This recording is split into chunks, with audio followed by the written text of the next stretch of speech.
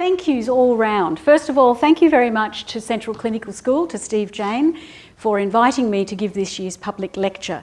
Thank you so much to the people in Central Clinical School. Julia Veach, where are you?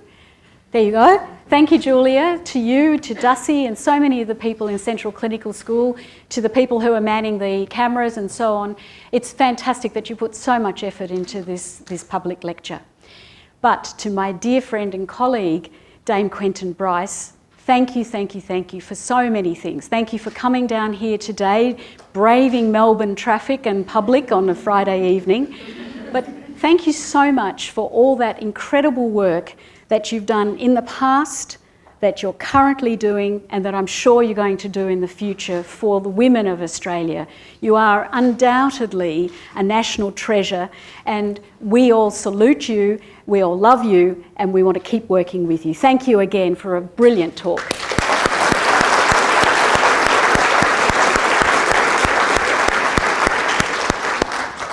Okay, women's mental health is everyone's business. Now, I really want you to keep that in mind as we go through the talk tonight.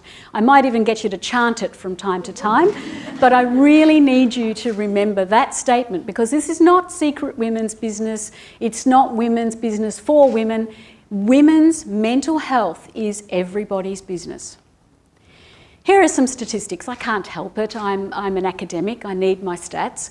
But you know that in Australia, and these are figures from the National Survey of Mental Health and Wellbeing 2007. Now, a little bit old, but the data still stands. In Australia, 43%, that's 3.5 million women, had experienced mental illness at some time in their life. 22% of Australian women, compared to 18% of men, had experienced symptoms of a mental disorder in the 12 months prior to this survey. 18% of women, compared to 11% of men, experienced anxiety disorders. 10% of women, compared to 5% of men, experienced mood disorders like depression. And here's an awful figure as well. 15 to 30% of women report depression after childbirth.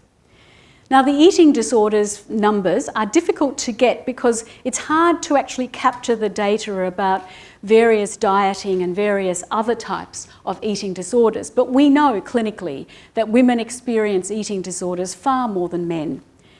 And the deliberate self-harm figures are 20 times greater for women than men. Now, mental health, just like other areas in health, is gendered. Unfortunately, we tend to think of a patient as a patient as a patient, or even worse, we tend to think of a patient as a 70-kilogram man as the stereotypical patient.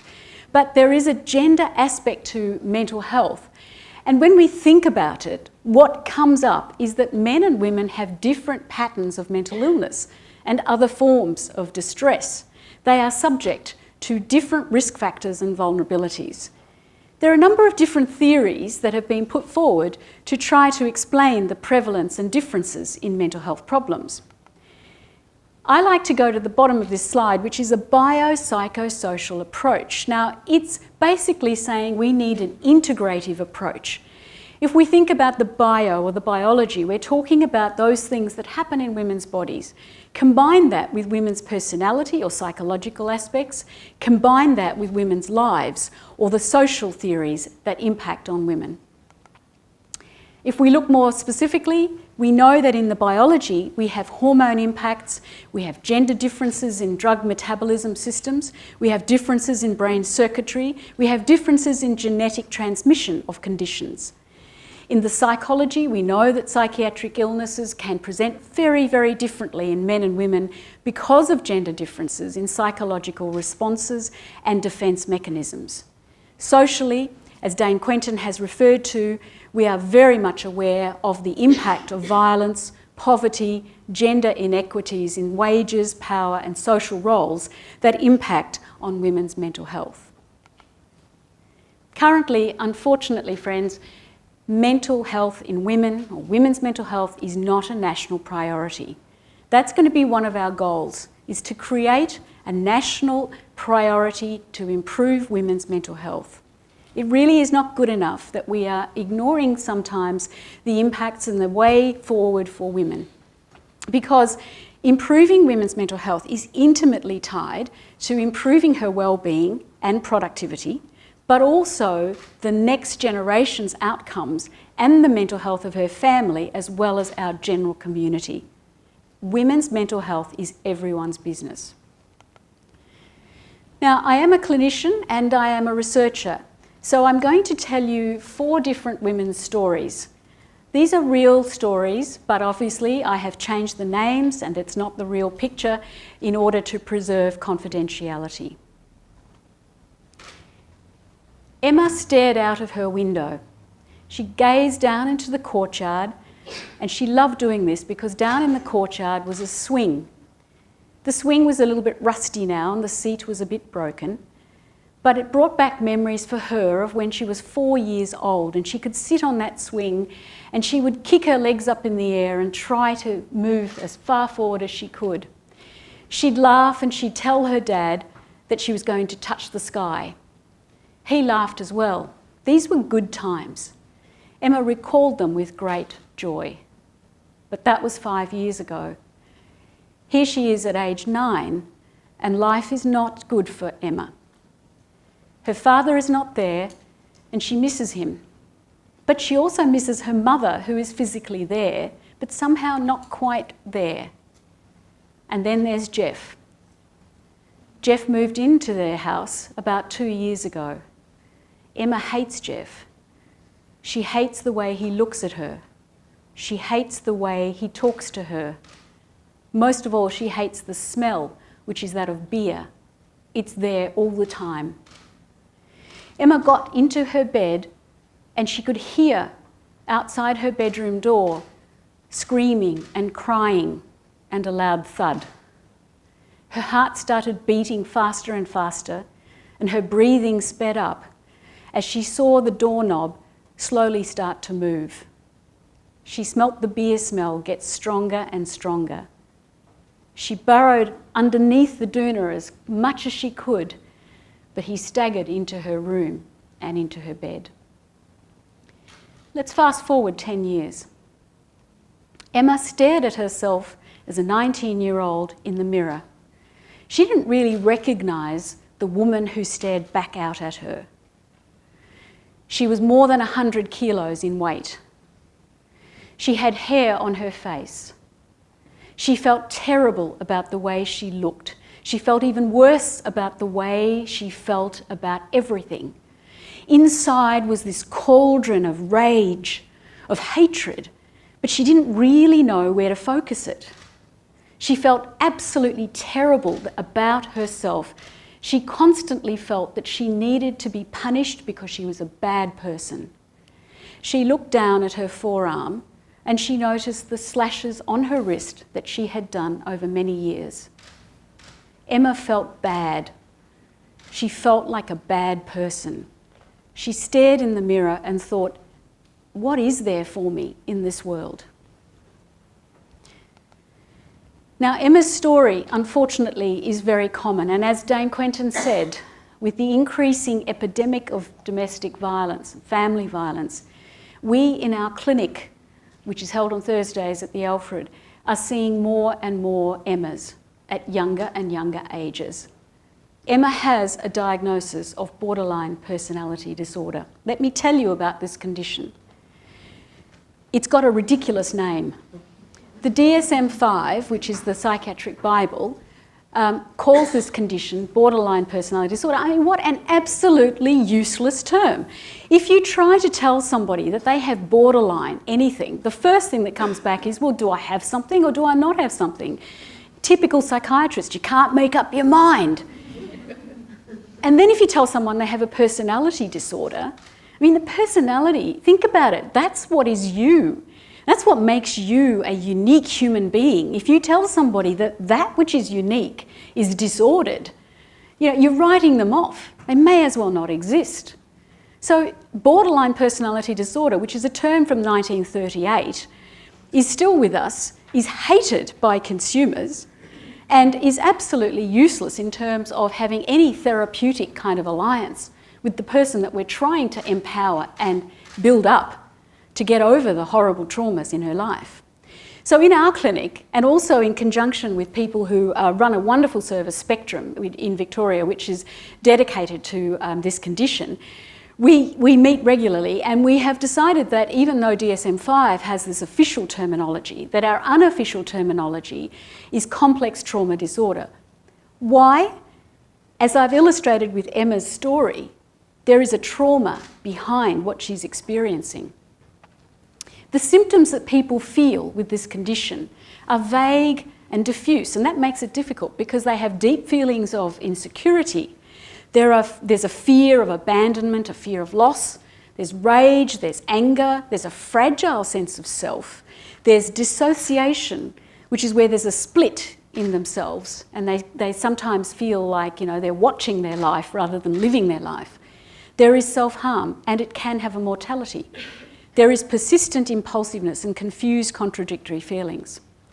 People with this condition, it's a mimicker of other conditions, which makes it difficult to diagnose because they might have anxiety or mood disorders, or may even experience psychotic symptoms from time to time. Importantly, and this is something we're trying to educate our colleagues in primary health, is that these symptoms can get into abeyance in the 30s and 40s, but then, my goodness, it erupts with a vengeance back in the 50s. And that's not well understood, but it is another set of time when a woman can go through this living hell. The condition is complex, it's hard to diagnose because of all these different symptoms. What causes this condition? Emma's case is illustrative. I chose that case because it is very, very much indicative of what we're seeing in our clinic. 85% of cases describe early life trauma of many types: sexual, physical trauma, loss trauma, many different traumas, but there is a trauma. There's early life deprivation, often with loss of and disruption of primary care from the primary caregiver, who is often mother. There's early life privation in the worst cases where there has been no real maternal or other primary care.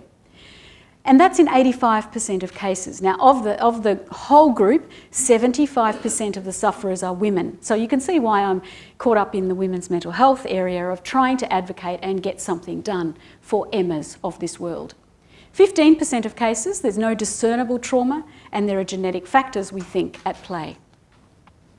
Now, along with, if it's not, it's not bad enough to have all those psychological issues, along with that, these women also have obesity, diabetes, infertility, abnormal menstrual cycles, chronic fatigue, fibromyalgia, and also have an increased susceptibility to infections in general. So glandular fever is common, and so on.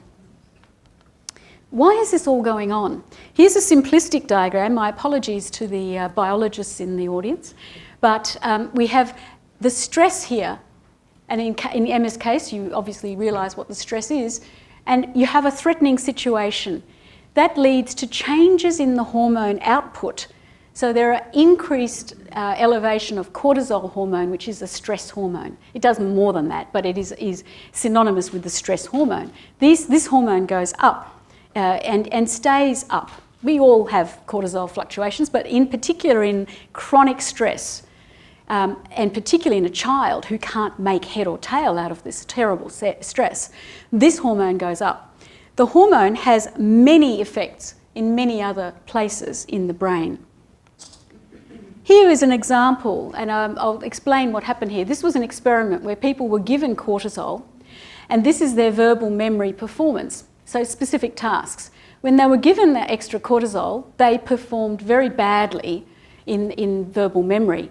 So this is going on in the brain of these people, women particularly, children, girls who are stressed, that they actually have great difficulties with learning, with new memory, because of the stress having an impact through the hormone, and it continues on as the stress continues on. Now, I want you to memorise this immediately, and I'll test you on it later. But here we have the cortisol-releasing hormone. And the only thing I want to tell you about this is basically, as I said, it impacts on the reproductive hormone axis. So this actually does start to explain a bit about why women are more sensitive to it, and also why we have all those other changes, the infertility changes, the issues with premenstrual exacerbation of this condition and so on, because there's a biology behind this that is interacting constantly and chronically with the psychology and the social aspects. So if you think about it, what we have is we have trauma abuse of whatever type, and then that goes on to cause the ongoing biological and psychological damage, which then goes on to create chronic stress disorders, which then impact adversely on self-harm, causing self-harm, but with rage, and that impacts on relationship and work issues. So relationships fall down, work performance or school performance falls down, and then you can almost see that there's a re-traumatising, because now we've got someone who hasn't got any support in terms of relationship, now you've got someone who hasn't got any finance, and again, that's re-traumatising. So this horrible cycle can go round and round. And this is, ladies and gentlemen, what we're facing with the downstream effects of family violence and physical violence against women. Our research has taken this particularly difficult condition, but we feel very strongly about trying to get something done. So we're looking at new treatments, and we're developing new treatments for girls, women, and also men who experience chronic traumatic disorder. Or complex trauma disorder. The hormone treatments we're looking at, particularly for women, but we're also looking at new clinical approaches by linking the trauma with biological changes. We're also, as I said, on a campaign to rename this condition. We're working in special psychotherapeutic techniques, and we're also doing a lot of education of general practitioners and other health professionals, and also the general public, to try and get less stigma for people who have this condition and a better outcome overall. I'm going to talk now about a different set of conditions, and this is hormones and mental illnesses in women. This is the story of Sharon. Sharon found herself at 3 o'clock in the morning, lying on the bathroom floor with her cheeks pressed up against the bathroom tiles. The tiles were cool. This was a great relief for her because she just felt so hot with these flushes running through her system. And as she was lying there with her face up against the bathroom tile at 3 o'clock in the morning, she reflected, what a strange place for a 50-year-old to be in. She thought about her day. What a horrible day she'd had. She was a director of a large company, and she'd been at work, as usual, but she just felt that in the last few months she's really struggling hard to keep up with her work. Things that came easily to her. She juggled 4 or 5 different tasks effortlessly, and now she was really having to think hard about each thing. She was convinced that the people at her work were talking about her behind her back and saying, oh, you know, the old girl's had it. She's past it. Maybe we ought to get a new director. And then worst of all, when she left work, she couldn't remember where she'd kept her car. Finally, she found her car, she got in, and to drive home, she had a major panic attack while she was on the road. First time ever in her life. She had everything, heart racing, feeling sweaty, couldn't think. It was awful. When she got home, her husband and 2 adolescent sons started to ask her about what's for dinner. And she felt really annoyed that they couldn't notice that she was going through hell. She also felt that in the last few months, basically this was happening more and more, that there were more fights, there were more brawls, that they just didn't get that she was going through something. What was going wrong with her? She just wasn't the Sharon that she used to be. In fact, she couldn't remember the last time she'd had a good belly laugh. Sharon is experiencing what we call perimenopausal depression. Peri, around or associated with the menopause. My good friend Janet Mitchellmore and Jane Fisher from the Jean Hale Centre focus a lot on this particular area as well as other issues, but it is an issue that is not well recognised and not well known in our general community, and we lose many, many women to this condition. There's a very high incidence of first time ever depression in this age group, in this middle-aged age group. These are the women, of course, who are the mainstay of senior staff in nursing profession and other professions. These are women who have great responsibilities to bring up the adolescent children, who may have responsibilities for their elderly parents. So a real linchpin in our community. But there are women who have past histories of depression who've done really well and then they relapse at this time. There is a 16-fold increase in depression in 42 to 52-year-old women. That's huge. You know, it's 16 times increased risk of depression in this group. So we think this is obviously due to the decreasing or declining hormone function that starts to begin from the age of 43. Brain changes occur well before body changes, and that makes it difficult to pick this particular type of depression. So the brain changes in the depression and anxiety can happen up to 5 years before there are hot flushes when everybody knows what's going on. The fluctuations in estrogen, in fact, appear to cause this depression.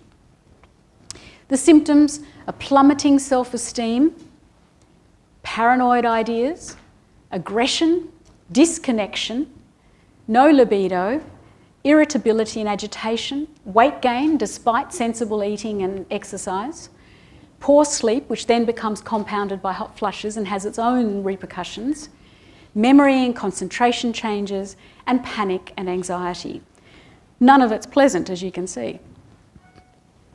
In our research centre, we spend a lot of time working on new treatments, but we're also working on trying to get recognition of this condition so that it doesn't become that thing which nobody knows what to do about.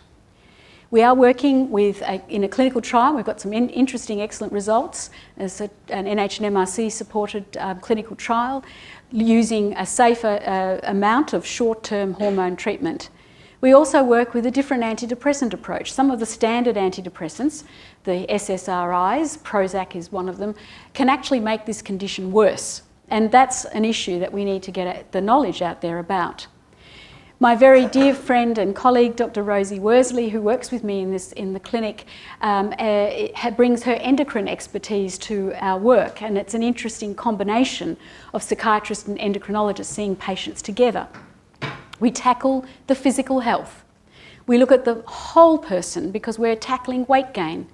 Wine consumption. Now, it's really significant that we have this issue where in many of our clients, we find that they quite often will be drinking 3 or more glasses of red wine per night. Why? Because this is a self-medication attempt to deal with anxiety, to deal with depression, to de-stress after a day's hard work. And the worst thing is, of course, that has many, many of its own side effects and sequelae. I was talking about this to a group of nurses, and again, senior nurses often experience this, and they were telling me that they often drink, or the women in the room, many of them said they often drink quite a lot of red wine per night. They tried to reassure me and said, we only drink the good stuff though. Didn't reassure me. This is an issue that we need to tackle. In our clinic, we also work with the complementary medicines because many women do use and have some faith in their complementary medicines. No good us going, don't do that. What we need to do is work with the women we're seeing. So we have learnt about complementary medicines and work alongside the other medicines as well. In other research, we've been working with hormone interventions for many years, and here's a description of some of the papers that we've published, in particular looking at estrogen in the treatment of schizophrenia as an interesting way of actually looking at the gender aspects in schizophrenia and then doing something that is a targeted approach in schizophrenia. I want to now talk to you about pregnancy and mental illness. Jenny's story. Jenny was 21 when she was first diagnosed with schizophrenia. After her diagnosis, it took about 4 or 5 years to stabilise Jenny's mental state. Many different medications were tried, hospitalisation after hospitalisation, and eventually a medication was found that suited Jenny and actually took control of her symptoms. So she didn't any longer have the voices talking to her constantly and talking about her as well. Also, the sense that she had that people were trying to hurt her disappeared when she was taking the medication. Jenny did very well. She was able to recover from her psychosis, and she did so well that she was able to go to work. she began work in a menswear department in a big department store, and really enjoyed her work selling shirts and ties. She met Peter, who became her boyfriend and later on live-in partner. So Jenny and Peter were quite happy. She did not, however, tell Peter about her past history. When she was 28, Jenny became pregnant. It was an unplanned pregnancy, but it was a wanted pregnancy. She had still been taking her medication, and when she went to her general practitioner, he said to her that because there was no information about this medication's safety in pregnancy, that she should stop taking the medication because otherwise her unborn baby may have a whole lot of side effects. So Jenny complied and she stopped taking the medication. Within 4 weeks, the voices were back. The delusional thinking and being paranoid about people around her had returned. Peter was horrified because he had no idea that she'd had this illness. And of course now this was back and it was absolutely awful. Unfortunately, Jenny's condition meant that she had to be admitted to hospital. And in hospital there was another whole problem because the staff in the hospital also didn't know how to treat Jenny's symptoms because there was no evidence for what to do with the new medications. So she was treated with a combination of old medications which only partially contained the symptoms. So she was still unwell and could not be discharged. So Jenny stayed in hospital for a long time. She got to 36 weeks of pregnancy and it was decided that she should have a caesarean section to deliver her baby. So she had a caesarean section under a general anaesthetic. The baby was a little flat, but okay, but needed some care in a special care nursery. The baby was transferred to another hospital. Now Jenny had a general anaesthetic, so she didn't actually see the baby before the baby was transferred, her baby daughter. She was admitted to the psychiatric ward, and there for the next 3 or 4 weeks, she started to gain ground. She did well again because they put her back on the medication that had stabilised her in the first place. So she did well.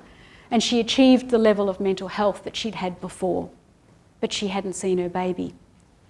Peter had been awarded custody of the child. Now in Victoria, the custody of an unborn child can be given away from the mother if the mother is deemed to be unfit. And that's exactly what happened in Jenny's case. So the custody of the child went to Peter, and he and the baby moved to a new address, and he did not tell Jenny where they were moving. The psychiatric staff engaged a number of legal practitioners, advocates, social workers, everybody working together to try to get Jenny access for her child, to see her child, to have involvement with her child. But as we all know, the wheels move slowly in these systems. Jenny became increasingly desperate to see her baby daughter, who she had not seen and was now 12 weeks old. She became increasingly depressed. That's understandable. She hadn't seen her child. Jenny was treated out of hospital by the community treatment team. They went to do a home visit. They found her dead. And she left a pink jumpsuit with a letter attached to it that said, "Dear Chloe, this is the name I chose for you. I'm sorry, but I will never see you. Have a good life. Your loving mother, Jenny." Colleagues in medicine and health profession in general know that sometimes our patients' stories touch us to a point where you just have to do something. You really can't let go of that particular case because you absolutely feel tormented that something needs to be done and it needs to be done now. That's what Jenny's case has done for me and to me. I was involved at the end stage in supervision of trying to actually get some of the root cause analysis done for this patient, which is to work out where did things go wrong. And what happened is, in my thinking, it was very clear that the part that really went astray was that no one had the medication information and safety about how to treat this pregnant woman who needed treatment. That we didn't ever have that information, and it was not available worldwide.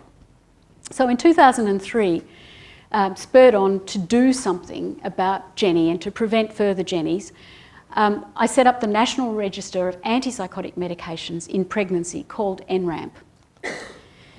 This is a survey, a quick glimpse of the participating centres around the country.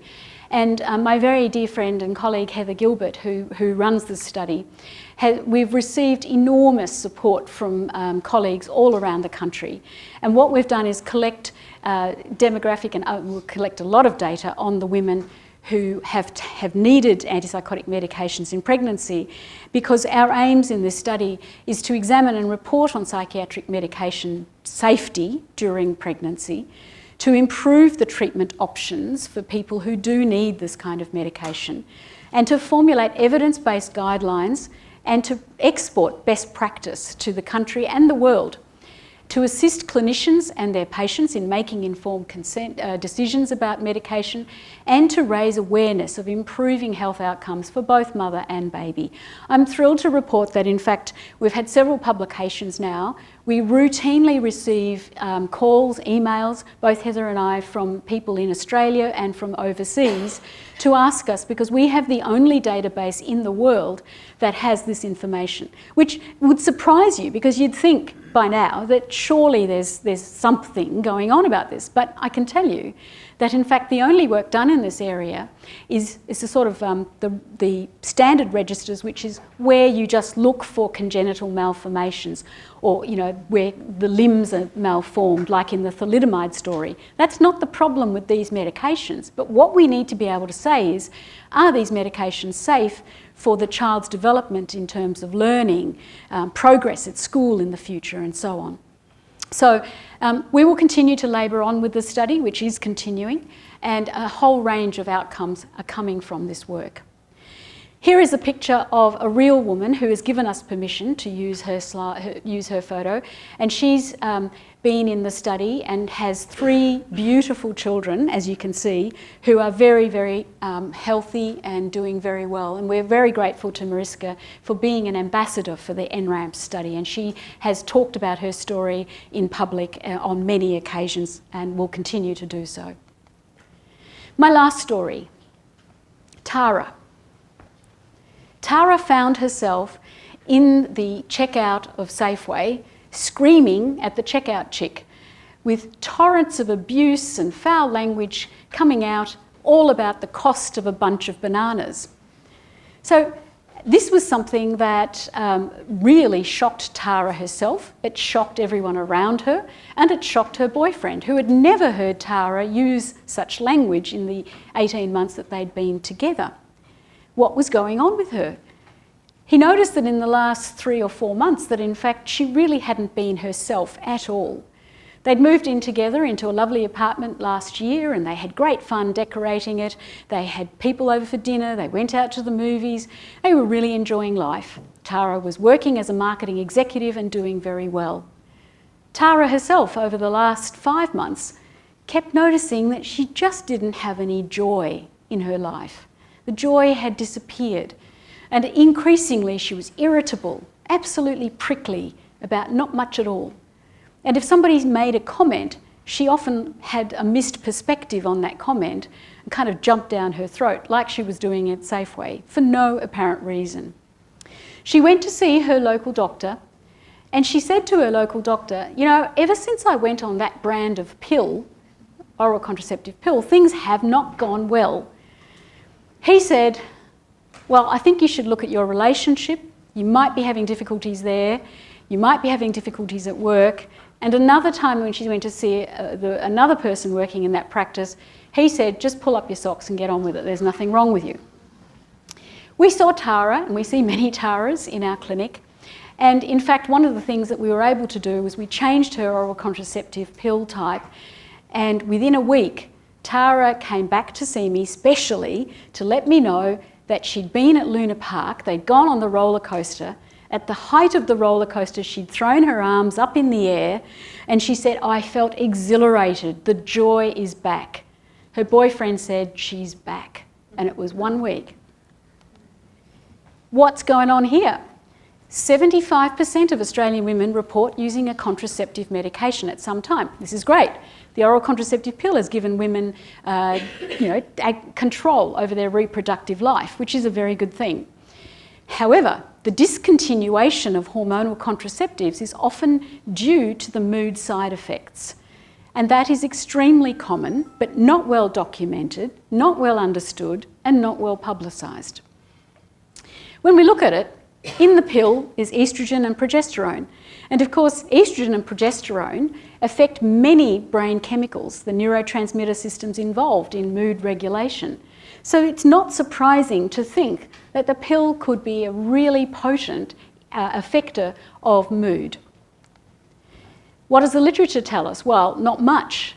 Even though the pill's been in use worldwide and been used by millions of women for nearly 50 years, we still don't have any way of predicting which women are likely to experience adverse effects on the oral contraceptives, adverse effects on their mood, and which pill is not likely to do that.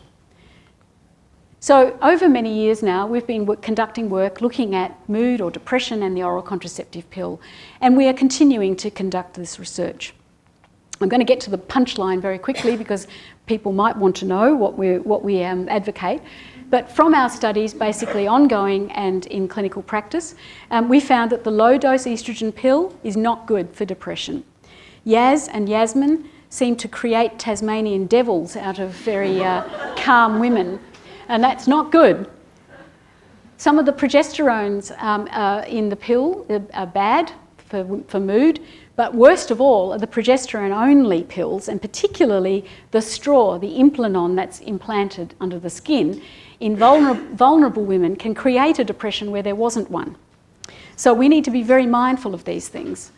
Multiphasic pills that go up and down are worse than the ones that have a standard sort of dose. And so far, Dr. Worsley and I really, we're not working for Zoli, but this is the pill that we seem to be saying is the best of a bad bunch, although it does still create a bit of weight gain and acne. We're still waiting for a good pill, one that doesn't have mood impact. And the difficulty is that, see, this is again a stigma in terms of mood effects are not considered in often the actual trials and the impact that the pill has. It's seen as sort of, minor. But as we know, it can be very, very major and detrimental on the quality of life. I don't have another 48 hours to tell you about the other projects that we're conducting, but we are looking at estrogens and more recently looking at a specific type of brain estrogen in women with schizophrenia and men with schizophrenia too. We're also looking at hormone treatments for women with bipolar disorder.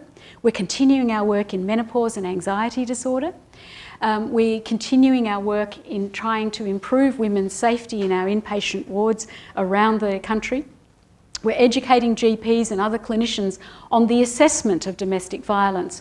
My very dear colleague, Dr. Jasmine Grigg, has developed a toolkit which is very, very much simplifying how do you assess for domestic violence, and that's been rolled out for general practitioners. She's now working on one for mental health practitioners as well. Along with the brain stimulation team at MAPrc, and Dr. Kate Hoy is in the audience, Paul Fitzgerald, who's the Deputy Director of MAPrc, is a world expert in brain stimulation, and we are looking at projects that specifically focus on women for this area. Again, I couldn't possibly let them do stuff that's not gender focused. Many, many, many other projects in women's mental health. Here's my mighty, mighty team. I am so, so grateful, so thankful, and so happy to have such a wonderful group of people to work with. And I can't have the whole team here because it's like sort of herding frogs, that we couldn't get everybody in the room at the same time. But the people that I work with are from different disciplines. Heather Gilbert is a nurse with 40 years of experience as a midwife. Dr. Rosie Worsley, wearing the red jacket. Red is our theme colour. Rosie is an endocrinologist and a senior research fellow in women's mental health. Jasmine Grigg, who's the blonde-haired woman in the back, is a cognitive psychologist and has done a PhD in that area and is brilliant in terms of the work she does.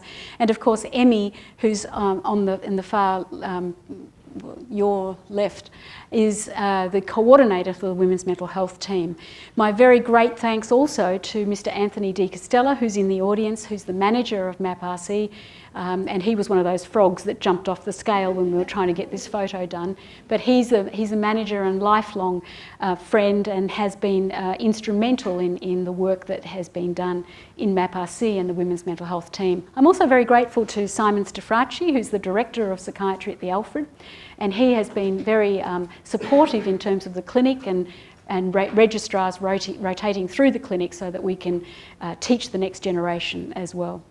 We're proud of the fact that we won an award in 2012 for our clinic work, and we hope to go on to do bigger and better things, because the cost of mental illness in women is enormous. And it's just the straight economy of this is breathtaking, that due to depression and anxiety, lost productivity directly by Australian women costs us $22 billion per year. That's before we start to add in the costs of treatments, lost earnings, the loss of effective parenting of children, the divorce costs, and the loss of care of elderly, and so many other factors. This is a hugely costly illnesses group that we cannot afford as a society. And that's before I even begin to touch on the human cost. Where to from here? Dame Quentin outlined several things, but we need to also remember that one size does not fit all. I love the pink and blue brain.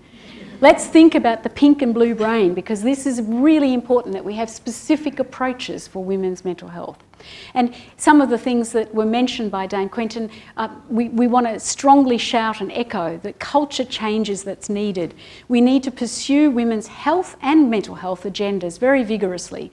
We need to provide women-focused treatments, hence need more research dollars. We need research to then underpin practice. Advocacy. We need to address safety, privacy and treatment across issues for women with mental ill health. We need to have more white ribbon programs to deal with the violence issues. And of course, we need to pursue the gender equity in pay, social responsibility and equity domains. There's a big agenda there, and we need an integrated, tailored approach from many disciplines to make this happen. I hope you join me in this. Let's make women's mental health a national priority. Thank you, friends, for your attention.